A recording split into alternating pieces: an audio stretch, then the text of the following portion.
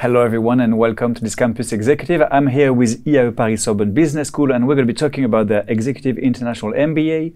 In order to talk about it, the pleasure to welcome the Program Director, Associate Professor Pierre-Yves Lagroux, and one of his students, graduate of 2024, also Apps and Web QA Engineer at Dassault Systèmes. She's Lise Ifaturotti. They are both here to answer my questions, but first let's start with the corporate speech.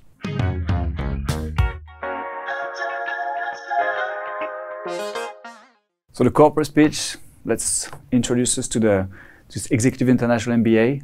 What would it be like to summarize it?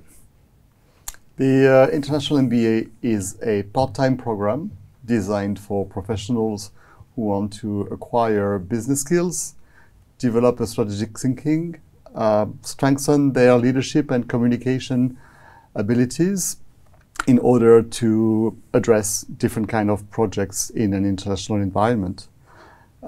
It is meant for people who work full-time and study part-time. It's an 18-month program that offers a true international experience through its student body, the faculty, and 3 international seminars in Brussels, Prague, and Istanbul. It is a true transforming experience for people that are willing to change their point of view, develop their critical thinking, and expose themselves to diversity. All right, very clear. First thing first, how do I know that I need to do an MBA? How do I know it? Well, I think there's different kind of symptoms that you may recognize. Experience. In the activities that you are undertaking, are there things that you don't understand? Are there questions or concepts that are unclear? Are you wondering whether things that you do are transferable in other contexts or in other times? Do you want to grow personally and maybe in your activities, and you need additional skills? You need to take more managerial responsibilities and need to be able to communicate more effectively. There's a variety of motivation for an MBA candidate. There's a lot of different reasons why someone might be interested in an international MBA. We don't have just one kind of candidates, except candidates that are willing to get something changing in their lives. When did you know it was the right time then? I think for me, I decided to do an MBA because I wanted to be more in phase with the corporate strategy of my company. You could be a leader in whatever you do. I am from a technological background, but companies nowadays have international strategies, business strategies that they put in place. And whatever your role is, wherever you work, it's always better if you can align and understand better what they do as a strategy level. And that's one thing an MBA gives you. You do understand globally what your company is about. You mentioned engineering background. Is it the same for the students of your cohort, or are they like from different backgrounds? Oh no, like one of the things, yes, because especially for this cohort, we had an absolutely diverse number of people. We had people who had been in the medical field, a lot of marketing students, a lot of engineering students, technological students. So that also is a way for you to know that it doesn't really matter what you do. You have your core competencies, but an MBA is like a layer on top of it, and that helps you grow in your role or maybe orient you into something else. And is there an age limit? Not really. We usually welcome people that could be as young as 27, 28 years old, and then I believe the older ones we've had were over 50. I think it really feeds needs that you may have for whatever you want to go on. If you're working until you're in your 60s or later, there's time to take advantage of whatever you're learning. It's never too late to learn. It's never too late to start an international MBA. Well, can you tell us what mattered the most to the jury during the admission process? What I mean by that is there's an interview. What are you going to ask? What really is important for you so that you will admit the student in front of you? Well, the way we usually organize these conversations is not just one selection interview. It may happen, but for the most part, we start talking to potential candidates in information sessions, open houses, MBA fairs. We hear their interest, we understand their goals, we make sure that what they're expecting is coherent with what we are likely to provide, that the program that they're looking for is an MBA, which is not always the case. So there's quite a lot of small talks that helps orientate people towards the MBA or not. At the point when they decide that we are the ones they want, the question is going to be, do you have the right motivation? Meaning, do you understand what you're signing for? We'll talk about that later, what exactly it is that they're signing for. Is the program coherent with what you want to do with it? Is it going to bring you what you're expecting and what you need? There's not always clarity on that. And as an MBA is also a social and a global adventure, are you going to contribute to the class? Do you have what it takes to share some of your knowledge and learning so that others can also learn from you? This is the kind of things we want to discuss in a selection interview. How many interviews did you have? I had 3. 3 interviews, right? Yes. So just not one? What's the difference between the first, the second, and the third one? I think at the first stage, I was in the process of selecting schools. This program came highly recommended to me by someone in my firm.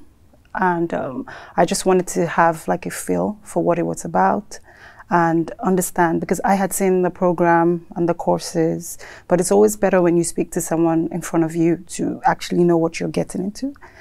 I was also a bit apprehensive about the time as well. So I wanted to have a good understanding of the time constraints and commitments I was getting into, because it's very important when you're doing an MBA that you do know that you're committing to something long term for an amount of time, and you'll be able to do it sustainably for that time.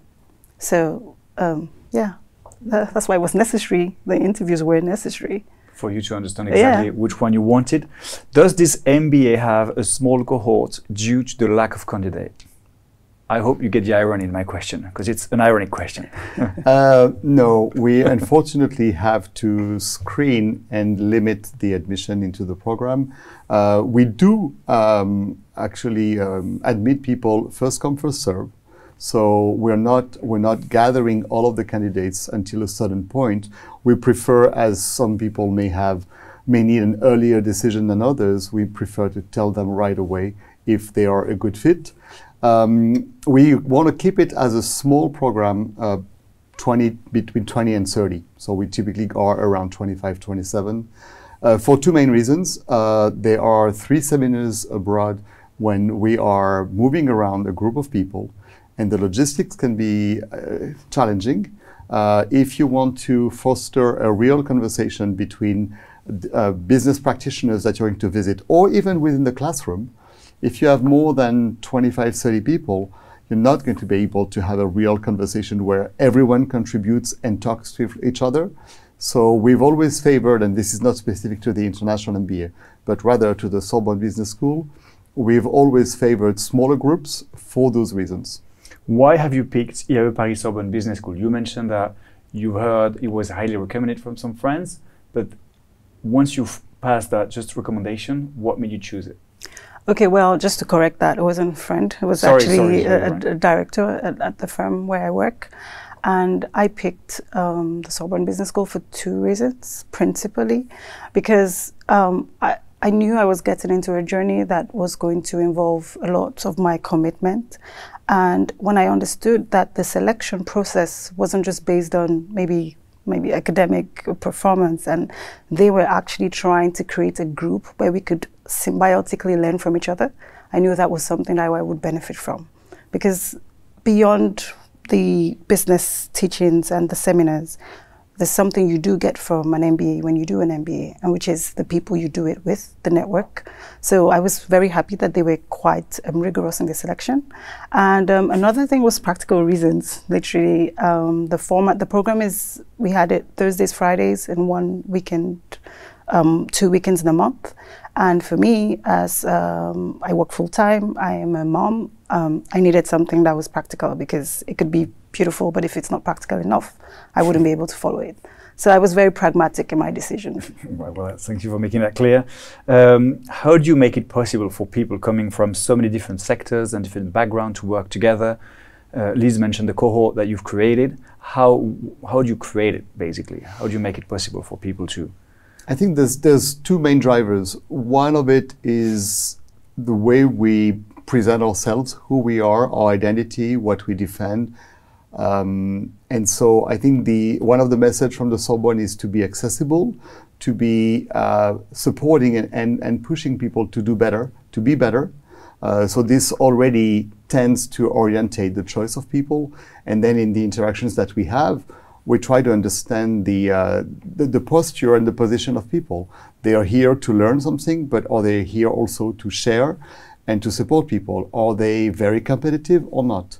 We're not necessarily selecting people that are extremely competitive. I think the ambience that you have in a classroom, in an MBA, or in any other course of training, by the way, should help and support people that come from different horizons, have different strengths. They are not necessarily always at the top of their game. And so if you want to try to get the best out of each of you, you need to have people in the classroom carry that same vision and act accordingly. I think we are pretty effective in doing that and making it happen by selecting people that are going to be sharing that same approach. A certain kindness sounds a little corny, sorry, but I think it really helps people gaining confidence, getting out of their shell, exploring and experiencing, which otherwise might be more intimidating. And so we're trying to help with that. And pedagogically speaking, I mean, different modules, or how do you adapt the courses that you will teach to so many different sectors, so many different backgrounds, or you know what I mean? Is there like a catch-up courses at the very beginning, or? No. An MBA is typically a program that is accessible to most people.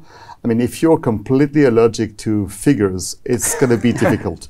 But otherwise, I mean, it had to be said. That's part of it. It's Yeah. only one small part of it, but it's part of what a manager or a leader needs to have. It's key. I mean, yeah, you cannot be allergic to figures. All right, that's Yet you don't need to do a lot with it, and there are different career, different jobs that you can undertake with or without a quantitative talent or skills or a desire.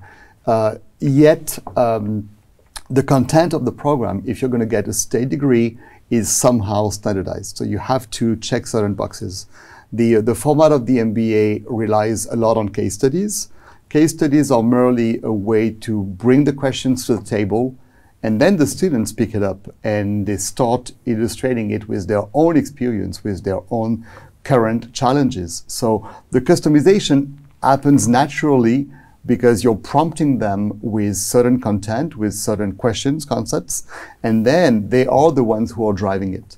So you're making sure that they are getting in the end the needed understanding and skills, but the format of the MBA makes it adapted along the way as you're enrolling your different courses. Liz, can you? Yes, sorry, go ahead. No, go ahead. It's fine. I just had something to add to that instead of looking at it like people from different backgrounds and how do we customize the program, you could look at it as how will people from different backgrounds react and contribute to the program? Because that's exactly what we saw during our course and during our case studies. We had case studies that involved people with technical experience, business experience, marketing experience. And when you do bring all those competencies together, you get something beautiful. So if someone is wondering, oh, I have this background, am I a good candidate? You should think of how do I contribute, while my angle, my perception might just be what is needed to make the case or the experience better. Can you walk us through the first days? How is it like to be back at school? Oh, that's a very good question. I just had like flashbacks. I mean, I think the first week you're a bit nervous because yes, you haven't been in school for a very long time. But once you get to class and you're welcomed and you meet your cohort, the first day it's a bit weird, but the second, third days you kind of get into the swing of things. So it was.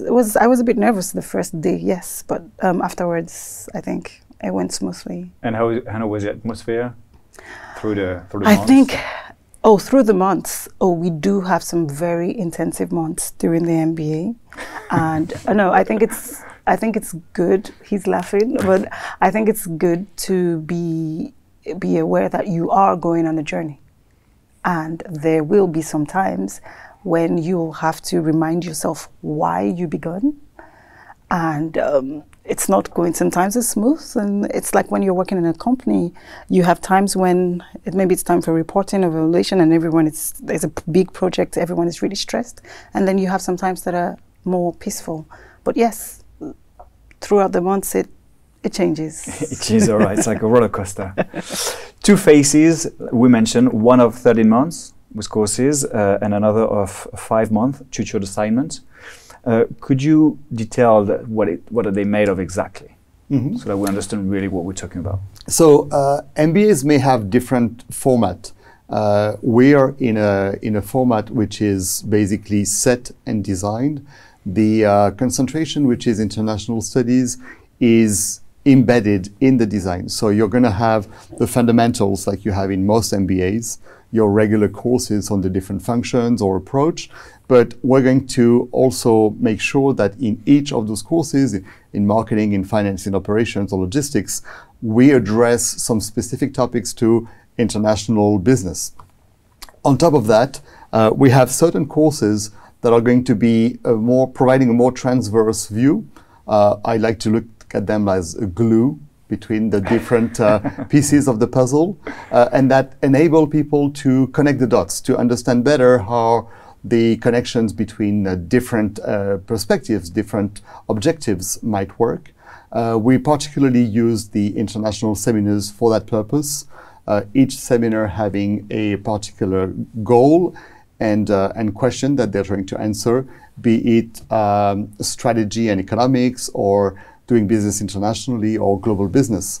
And so in those different courses, we're slowly building the skills platform for students to better understand business, and then to approach international business and working with a variety of people.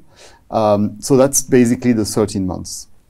This is not something that the students get to choose. That's the design part. The last 5 months, which are dedicated for a capstone project, which is like a specific study or thesis that they have to write, they get to basically customize the content. They might decide that they want to further develop their knowledge in one topic, or explore the application on a particular project. That's the one piece that they get to choose. And they are supported in this process by a faculty, which is going to be tutoring them. So that's the one customized piece of the program. All right, management is also about soft skills, and that's what we're going to be talking about through the expat question.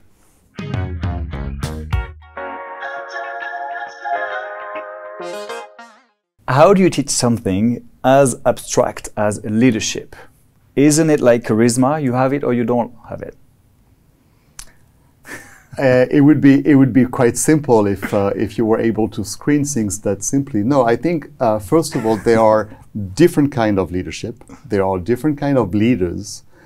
So I think teaching leadership is helping people become more aware of the kind of leadership that they want to develop. They need for that to understand who they are and how they work, and if this is going to be consistent. And then bring them with experiences, tools, approaches that are going to feed those needs. But yes, there are definitely, I think, different aspects about leadership. You might say about management as well. I don't necessarily make a difference between the two, that are speaking with method, with structure, with communication skills. And so all of those things are needed if you want to manage a project, to manage a business, to manage people. And first thing, you need to know who you are. How have you personally changed? How has this MBA helped you know who you are better? I think that's a very good question, because it piggybacks on your question about leadership. I think for most of the time, you have an idea of what you want to do, or how you want to lead a project or something you're involved in or something you want to get into. But if you don't know yourself and you don't understand the psychology of how you can effectively lead, you might feel blocked. And this is one thing that the program taught me, that I got from the program personally. I understood better how I led effectively. And I understood better the kind of domains that would be more suitable to my type of leadership. That's something we don't often get when at work, or when you're trying to move up in your job, or have another, you have another project. So the leadership part is a very important element of the program that you get, especially when you're with your classmates, your colleagues. You get to see different leadership styles because you get to meet different people, and that also feeds back your understanding and your perception of yourself as a leader. All right, very clear. Pierre mentioned the international seminars several times. How was it? Is it just another word for holidays or traveling? Oh no, on the contrary. If you have to understand that when you have coursework, you have classes, and then you have seminars where you have to be elsewhere, it's an investment. You get to come out of your comfort zone, meet people who have widely different professions. And the seminars help you also understand strategy on a more international and global level. I'll give you a concrete example. You have seminars that make you understand the connection between the legislation we have in Europe and what your company might be doing, your corporate strategy. So no, it's not a holiday. You have to work, and it's very enlightening, very, very interesting, and it's absolutely necessary. All right, you want to add something? Just to supplement what Liz said, it's not a holiday in the sense that it's a course. There are assignments. Even though it's not classes, it's mostly visits and meetings, you still have a project to complete afterwards.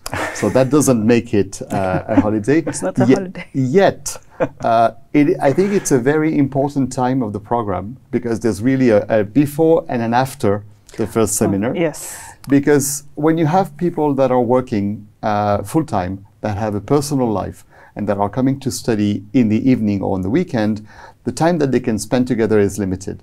So when you take them away from all of those constraints for a week, and you give them time to be together and to know each other a little better, to have time for coffee or beer or anything, you're really helping them bond and develop further confidence and friendship in one another, which is significantly going to change their relationship in the classroom afterwards. So we've also designed the program with those seminars for the content that they bring, but also for the opportunity that they bring for the class to shape up as a group, and it is very effective.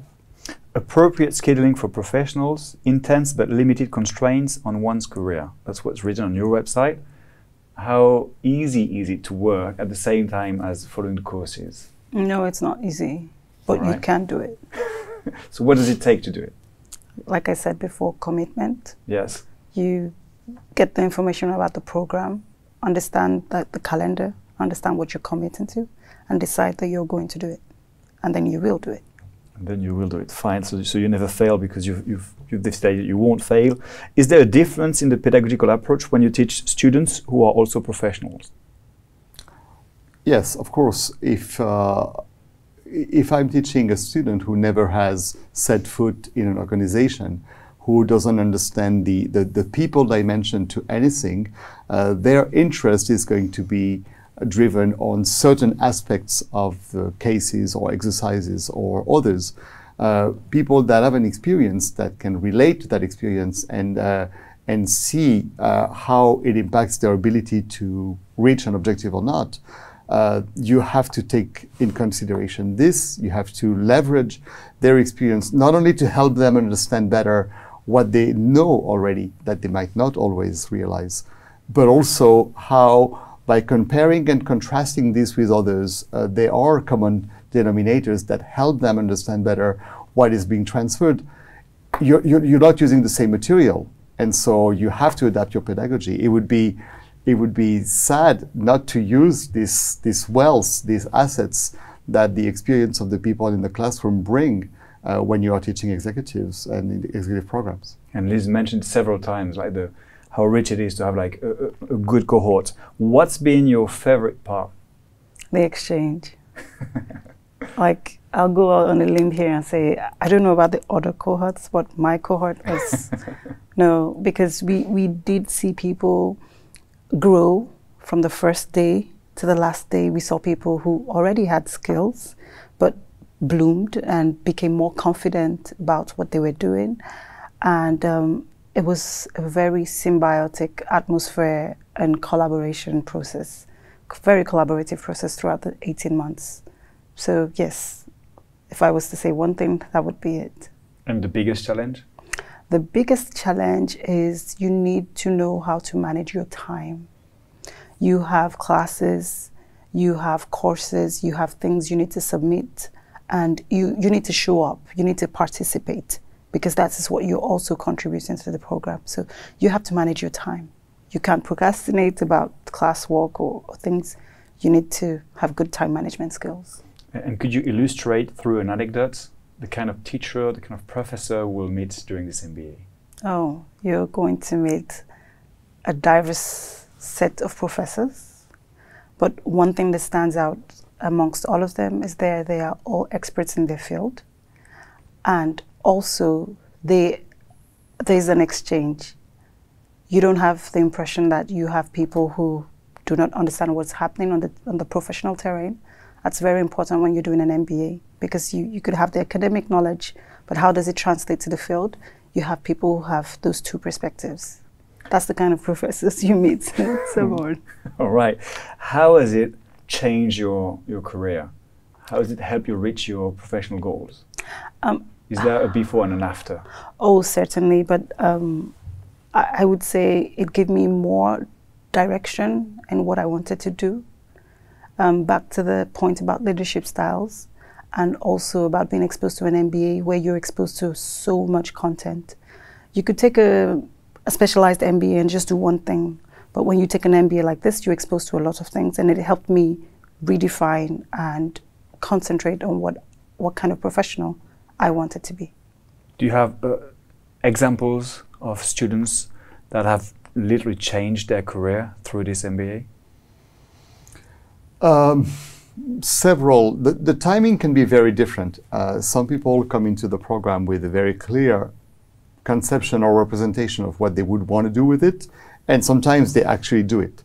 Typically, they don't wait until the end of the program to do it. They were ready, the program is a catalyst. Right. And so after a few months, even though we tell them maybe you don't want to do everything at the same time, they take a new position and they get started. Some others are coming in with a desire to grow and are more uncertain about what it could be. And so the processing of all of these new opportunities may take more time. Then on the back hand, I think it really depends on each person. Some person have a personal life that makes it possible to immediately take on the next step and move on. Some others have a family or a partner, spouse to take care of and are going more slowly. Some people are very open to changes and are not very much risk averse, and they're going to take on the first opportunity. Others will wait for very precise role or position that is what they're looking for. So I have examples that can fit each of those different cases. And for the most part, I would say that between the moment when they start and 3 years down the road, things have really changed. How much have they changed? It really depends whether they are looking at growing into their expertise and gaining more responsibilities or managerial roles, or whether they are looking for a shift in their career, a different orientation. For some of my students, they basically dropped everything at the end of the program and started their own business. But that is not happening very often. All right. Because it's requiring a certain confidence, expertise, availability of different resources, and it's not always the case. Do you need to write a thesis in order to graduate? Of course, yes, you do. So what was your thesis about? My thesis was on climate tech. Yes. And the thesis is a very key part of the program, because after you've done the classes and you've done the coursework, it gives you the opportunity to really focus on what is interesting to you. And in my case, it was exactly what I wanted to do. And how has IAE Paris-Sorbonne Business School helped you in that process? You mean during the process of the thesis, the choosing, or during the thesis itself? I would say both. Okay, well, basically you have a lot, you're being fed throughout the program, different ideas, you're taught so many things, and that is helping you redefine and specify what you would like to do or what you're not interested in, because that's also very important. And then when you get to the thesis phase, you have a rough idea of what you would like to focus in, what you would like to become an expert in. So the classes help you make that decision. They guide you to that decision. And during the thesis process itself, you have tutors, you have experts. And that is where you get access to people who actually are knowledgeable in the field you chose. And that also guides your reflection throughout the thesis process. Pierre-Yves, I think it's about to have a very serious question. What makes you a good program director? Oh, I think you should ask the students, but if you ask myself, I think you need to have certain vision of what you want to achieve, of what are the limits of your resources, so that you can decide where you want to focus those resources.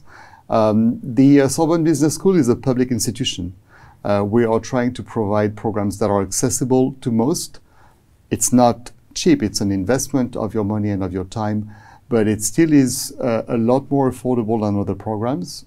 That's thanks to being a public institution. But at the same time, we're trying to be frugal about where we are spending our money. We think that we can provide and make a difference on the academic and professional development. We're not offering concierge services. Are you not?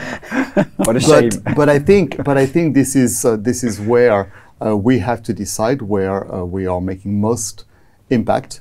We do have in the different seminars that we organize abroad, sometimes for socializing, we organize events as well. But I think the role of the program director is to know how to drive those resources, how to be flexible and sometimes adapt to a cohort or to individuals. We have limited resources, but we are trying to be as available as we can. And I think we are pretty hands-on, so that despite the fact that the program is set, we can help and support individually people in a small cohort that's possible. I think that's what makes our role, or at least the way we like to take it. All right, fine. Can you tell us about the quality of the alumni community? There's many ways to define the quality. You may think of the quality of the individuals in their ability to benefit from what they have learned and what they have gained throughout the program. And I think we're quite fulfilled on that aspect. I think having helped people develop into more responsible and more aware individuals, not just good professionals, but also people that are going to contribute to their community, to the society, that are going to be careful about what they do and how they do it. I think for me that's a successful item. There's many ways we can actually look at that. I had other ideas and then I'm lost. I'm sorry. All right, it's fine. It's okay. How would you describe it? How would you describe the alumni community? Well, I just recently became an alumni. I know, right? That's why I'm asking. Okay, and I would say the alumni community welcomes you and gives you access to events and networking opportunities that could be useful in your career, depending on what your career path is. And in general, I think that the alumni community is two ways. So while, yes, we were welcomed into that community, and we do have access to some exclusive resources, it's also about giving back and what we can also contribute to it as well. All right, thank you very much. Time flies. It's already time for the last words.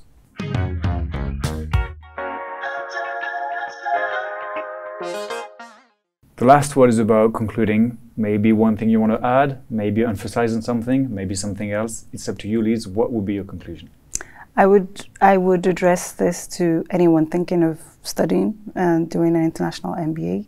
Be clear on what you want, and also be clear on how practical it is for you to do the MBA. And once you make up your mind, commit that you're going to do it till the end. And it's the solution, the recipe to actually do it. Yes. We've learned that from you. Pierre. I think I would say there are tons of options. There's many MBAs, and they have a lot of things in common regarding some of the technical knowledge that you're going to learn. So besides that, try to look at what makes the difference between the different colleges, the different programs. What is the visions, what are the values, what are actually the things that a program wants to highlight and defend. I think we are here with the idea of valuing the diversity into the program and of the different people's desires. That might be what sets us apart from others.